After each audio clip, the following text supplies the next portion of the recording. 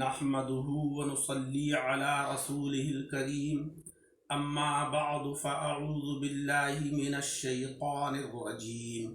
بسم الله الرحمن الرحيم ومما رزقناهم ينفقون صدق الله العلي العظيم اللهم صل على سيدنا ومولانا محمد وعلى آل سيدنا ومولانا محمد وبارك وسلم۔ حضرات کرام، سورہ بقرہ کا درس چل رہا ہے۔ متقین کی تعریف بیان ہو رہی ہے کہ متقی کون لوگ ہیں۔ تو سب سے پہلی صفت یہ بتائی کہ جو غیب پر ایمان رکھتے ہیں، جن امور کو، جن چیزوں کو انہوں نے دیکھا بھی نہیں، صرف اس لیے ایمان لاتے ہیں کہ اللہ کے رسول صلی اللہ علیہ وسلم نے بیان فرمایا ہے۔ دوسری صفت یہ بتائی کہ متقی وہ ہیں کہ جو نماز کو قائم کرتے ہیں، یعنی نماز پابندی کے ساتھ پڑھتے ہیں، یہ نہیں کہ کبھی پڑھ لی کبھی چھوڑ دی۔ اور تیسری صفت کا آج بیان ہو رہا ہے کہ متقی وہ ہیں کہ جو ہم نے ان کو رزق دیا ہے اس میں سے کچھ حصہ اللہ کے راستے میں خرچ کرتے ہیں۔ حضرات کرام، اللہ جل شانہ و عم نوالہ نے ہمیں مختلف نعمتیں عطا فرمائیں۔ ہمیں جسم عطا فرمایا، جسم کے اندر طاقت عطا فرمائی، جسم کی حفاظت کے لیے لباس عطا فرمایا، رہنے کے لیے مکان عطا فرمائے، سفر کرنے کے لیے گاڑیاں عطا فرمائیں۔ تو مقتضائے رب تبارک و تعالی یہ ہوا کہ ہم جانی عبادت بھی اللہ تبارک و تعالی کی کریں، اللہ رب العزت کا جانی شکرانہ بھی ادا کریں جو ہم نماز کی شکل میں کرتے ہیں۔ مولا تبارک و تعالی نے ہمیں مال عطا فرمایا تو ہمیں مالی شکرانہ بھی ادا کرنا چاہیے۔ مولا رب العزت ہم سے یہ چاہتا ہے، اس کی مرضی یہ ہے کہ ہمیں جو رزق عطا ہوا ہے، جو مال دیا گیا ہے، اس مال میں سے ہم کتنا اللہ تبارک و تعالیٰ کی رضا اور خوشنودی حاصل کرنے کے لیے خرچ کرتے ہیں، یا صرف مال کی محبت میں سارے مال کو اپنے لیے محفوظ کرنے کی کوشش کرتے ہیں۔ جناب خاتم النبیین، اشرف المرسلین، محمد الرسول اللہ صلی اللہ علیہ وسلم نے فرمایا کہ جو لوگ اپنا مال اللہ کی رضا اور خوشنودی کے لیے اس کے بندوں پر خرچ کرتے ہیں، وہ بندے کے جو ضرورت مند ہیں، اللہ تبارک و تعالی اس خرچ کرنے کی برکت سے اس مال کے خرچ کرنے والے سے آفات اور بلایات کو دور کر دیتا ہے، آنے والی مصیبتوں سے اس کو محفوظ کر دیتا ہے۔ معراج کے اندر آقا علیہ السلام نے اللہ تبارک و تعالیٰ کی بارگاہ میں عرض کیا کہ التحیات للہ والصلوات والطیبات، اے مولا، ہماری جانی عبادت، ہماری مالی عبادت اور وہ عبادت کے جو جان اور مال دونوں سے مرکب ہے، وہ سب تیرے لیے ہے۔ اے مولا، وہ سب تیرے ہی لیے ہم نے کی ہے اور ہم تیرے ہی ساتھ اس کو خاص کرتے ہیں۔ اللہ تبارک و تعالیٰ نے جب یہ سنا تو فرمایا السلام علیک ایھا النبی ورحمۃ اللہ وبرکاتہ، اے نبی اکرم صلی اللہ علیہ وسلم، اللہ کی طرف سے سلامتی ہو اور اللہ کی طرف سے رحمتیں نازل ہو تمہارے اوپر۔ جب فرشتوں نے سنا تو فرشتے کہنے لگے کہ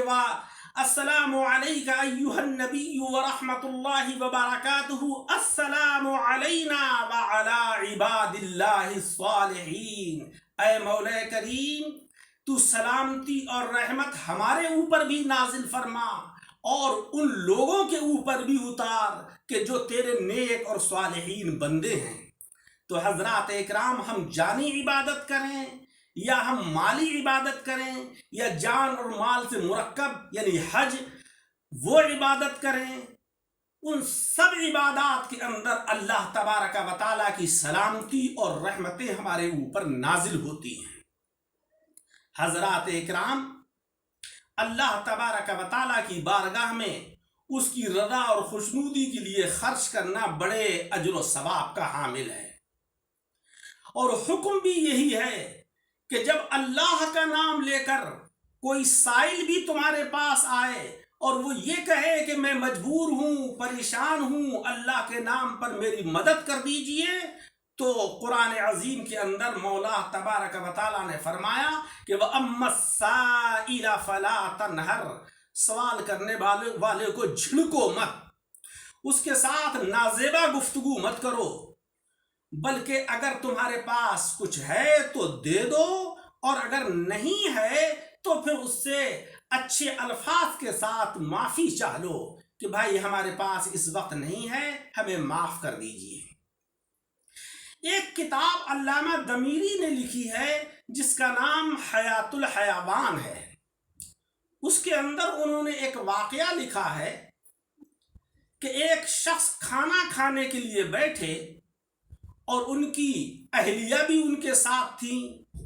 کہ جیسے ہی وہ کھانے کا دسترخوان بچھا اور دسترخوان کے اوپر کھانا رکھا گیا، دروازے پر کسی سائل نے ندا بلند کی کہ اللہ کے نام پر میں بھوکا ہوں، مجھے کچھ عطا کر دیجئے۔ ان شخص کو کہ جو کھانا کھانے کے لیے بیٹھے تھے بڑا غصہ آیا اور انہوں نے اس سائل کو جھڑک کر منع کر دیا۔ کچھ عرصے کے بعد ان کا کاروبار بھی تباہ ہو گیا، بالکل مفلس اور برباد ہو گئے، اور مفلسی یہاں تک پہنچی کہ ان کو اپنی بیوی کو طلاق دینے کی نوبت آئی، بیوی کو طلاق دے دی اور انہوں نے دوسری جگہ اپنا نکاح کر لیا۔ جب بیوی دوسرے مقام پر پہنچ گئی تو ایک روز وہ اپنے شوہر کے سامنے پھر کھانا لے کر پہنچی، جو دوسرے شوہر تھے، اور ان کے سامنے کھانا رکھا، اور اتفاق دیکھیے کہ ایک سائل پھر آیا اور اس نے پھر وہی الفاظ کہے کہ اللہ کے نام پر میں بھوکا ہوں، مجھے کچھ عطا کر دیجئے۔ یہ کھانے کے لیے بیٹھے ہی تھے، ابھی شروع بھی نہیں کیا تھا، پورا کا پورا خوان اٹھا کر سائل کے لیے بھیج دیا۔ وہ خاتون جو ان کی اہلیہ تھیں، جو خوان لے کر باہر گئیں اور دے کر جب واپس آئیں تو روتی ہوئی واپس آئیں اور کہنے لگی کہ یہ شخص جو بھکاری اور سائل بن کر آیا تھا اور اللہ کا نام لے کر کھانا مانگ رہا تھا اور جس کو آپ نے پورا کا پورا خوان عطا کر دیا، یہ میرا سابق شوہر تھا کہ جو اپنے وقت کا سرمایہ دار تھا، میں اس کی بیوی تھی۔ ایک دن ایک بھیک مانگنے والا دروازے پر آیا، اس نے اس کو جھڑک دیا تھا، اللہ تبارک و تعالیٰ نے اس کی ساری نعمتوں کے اوپر زوال کا قلم پھیر دیا، مجھے بھی طلاق اس نے دے دی، اور آج میں آپ کے نکاح میں آئی۔ یہ وہی شخص ہے۔ وہ کہنے لگے جو اس کے دوسرے شوہر تھے کہ وہ جو سائل تھا، مانگنے کے لیے گیا تھا اس کے دروازے پر، وہ میں ہی تھا جس کو اس نے جھڑکا تھا۔ اللہ تبارک و تعالیٰ نے ناراض ہو کر، غصے ہو کر اس کی ساری نعمتیں مجھے عطا کر دی ہیں۔ اس سے ہمیں یہ سبق معلوم ہوا کہ ہمیں کسی سائل کو جھڑکنا نہیں چاہیے، اور اسلام کے اندر منع کیا گیا ہے کہ کسی مانگنے والے کو آپ جھڑک کر بد اخلاقی سے منع نہ کریں، کچھ نہ کچھ عطا کر دیں، اور نہیں ہو تو پھر معافی چاہ لیں۔ ہمارے اسلاف اور بزرگوں کی تو یہ شان رہی ہے کہ انہوں نے زمینوں کے بڑے بڑے قطعے اللہ کی راہ میں وقف کر دیے، بڑے بڑے سرمائے اللہ کی راہ میں وقف کر دیے، یہاں تک کہ حدیث مبارک میں ہے کہ جناب خاتم النبیین، اشرف المرسلین محمد مصطفیٰ صلی اللہ علیہ وسلم نے جہاد کے ایک موقع پر جب چندے کا اعلان کرایا تو کوئی تو کچھ کھجوریں لے کر آئے، کوئی اپنے گھر کا تھوڑا بہت سامان لے کر آئے، کوئی صحابی جوں لے کر آئے، حضرت عمر فاروق اعظم رضی اللہ تعالیٰ عنہ اپنے گھر کا آدھا سامان لے آئے، لیکن ایک ذات گرامی ان میں وہ بھی تھی کہ جن کو عالم اسلام اور قیامت تک مسلمان حضرت ابو بکر صدیق رضی اللہ تعالیٰ عنہ کے نام سے جانتے رہیں گے۔ وہ اپنے گھر کا سارا سامان، جس کے اندر کپڑے بھی ہیں، برتن بھی ہیں، غلہ بھی ہے، جس کے اندر پیسے بھی ہیں، جو بھی کچھ تھا سب کچھ بارگاہ رسالت میں لا کر پیش کر دیا۔ آقا علیہ السلام نے فرمایا کہ صدیق اکبر کچھ گھر میں بھی تم نے چھوڑا ہے؟ تو عرض کیا کہ یا رسول اللہ صلی اللہ علیہ وسلم، گھر میں اللہ اور اس کے رسول کا نام چھوڑ دیا ہے۔ عزیزوں، آج ہم دنیاوی معاملات میں تو بڑی فضول خرچی کرتے ہیں، شادی بیاہ کے موقع پر یا کسی تقریب کے موقع پر بڑی فضول خرچی کرتے ہیں، اللہ کا دیا ہوا سرمایہ خوب دل کھول کر لٹاتے ہیں، لیکن اللہ کی رضا کے لیے ہم اپنے سرمایہ کو کم خرچ کرتے ہیں۔ ایسا نہیں ہونا چاہیے۔ ہمیں مساجد کی تعمیر میں، مدارس کی تعمیر میں، اسلام کی اشاعت میں، اپنے غریب اعزاء و اقارب کی مدد کرنے میں، اپنے محلے اور اپنے آس پڑوس کے غریب لوگوں کی مدد کرنے میں وافر طریقے سے حصہ لینا چاہیے۔ آقا علیہ السلام کی تعلیمات سے یہ ثابت ہے، آپ نے فرمایا کہ جب تم سالن تیار کرو اپنے گھر میں تو اس میں ایک پیالہ پانی بڑھا لیا کرو، کہ کہیں ایسا نہ ہو کہ تم تو سالن سے روٹی کھا رہے ہو اور تمہارا پڑوسی بھوکا ہو اور اس کے یہاں پر سالن تیار نہ ہوا ہو۔ اب تم نے اگر پانی بڑھا لیا ہوگا تو کچھ شوربہ اپنے پڑوسی کے لیے بھی بھیج دو گے۔ حضرات اکرام، تو اللہ کی راہ میں صدقے اور خیرات کا بڑا اجر و ثواب ہے۔ وَمِمَّا رَزَقْنَاهُمْ يُنْفِقُونَ، مما یہ من اور ما سے مرکب ہے۔ من حرف جار ہے جو برائے تبعیض ہے، یعنی باس کے معنی میں ہے، اور ما موصولہ ہے۔ ما اور من موصول کے لیے آتے ہیں، ما غیر ذوی العقول کے لیے اور من ذوی العقول کے لیے آتا ہے۔ چونکہ مال غیر ذوی العقول ہے اس لیے مما آیا، تو ترجمہ یہ ہوا کہ وہ مما، اور جو ہم نے تمہیں رزق دیا ہے اس میں سے کچھ حصہ اللہ رب العزت کی رضا اور خوشنودی حاصل کرنے کے لیے اس کی راہ میں خرچ کرو۔ رزقنا یہ رزق سے مشتق ہے، جمع متکلم کا صیغہ ہے۔ رزقناہم، متقی وہ لوگ ہیں کہ جن کو ہم نے رزق دیا ہے۔ رزق کے معنی عطیہ۔ رزق صرف یہی نہیں ہے کہ جو ہم کھاتے پیتے ہیں، رزق سے مراد اللہ کی ہر وہ نعمت ہے جو دنیا میں ہمیں عطا فرمائی ہے۔ ہم جو کپڑے پہنتے ہیں یہ بھی رزق میں شامل عطیہ ہے، یہ بھی اللہ کی طرف سے۔ جو کھاتے پیتے ہیں وہ بھی اللہ کا عطیہ ہے۔ جو ہمارے پاس مال و دولت ہے وہ بھی اللہ کا عطیہ ہے۔ جو اللہ تبارک و تعالیٰ نے ہمیں علم عطا فرمایا ہے وہ بھی اللہ کا عطیہ ہے۔ تو اگر ہمارے پاس مال ہے تو مال اللہ کی راہ میں خرچ کریں، ہمارے پاس علم ہے تو ہم اللہ کی راہ میں علم خرچ کریں، اور خرچ کرنے سے اللہ کی راہ میں مال اور عطیہ بڑھتا ہے، کم نہیں ہوتا ہے۔ قرآن عظیم میں ہے کہ فَاذْكُرُونِي أَذْكُرْكُمْ وَاشْكُرُوا لِي وَلَا تَكْفُرُونَ، تم مجھے یاد کرو میں تمہیں یاد کروں گا، اور تم میری نعمتوں کا شکر ادا کرو، کفران نعمت ادا مت کرو، کیونکہ شکر ادا کرنے سے اللہ کی نعمتوں میں اضافہ ہوتا ہے، اس میں برکتیں نازل ہوتی ہیں۔ اور جو لوگ کفران نعمت کرتے ہیں، ناشکری کرتے ہیں، ان کی نعمتوں پر زوال آتا ہے۔ تو ہمیں اللہ تبارک و تعالیٰ کی رضا اور خوشنودی حاصل کرنے کے لیے جو بھی کچھ اللہ نے عطا کیا ہے، یہاں تک کہ فرمایا کہ کسی کو راستہ بتانا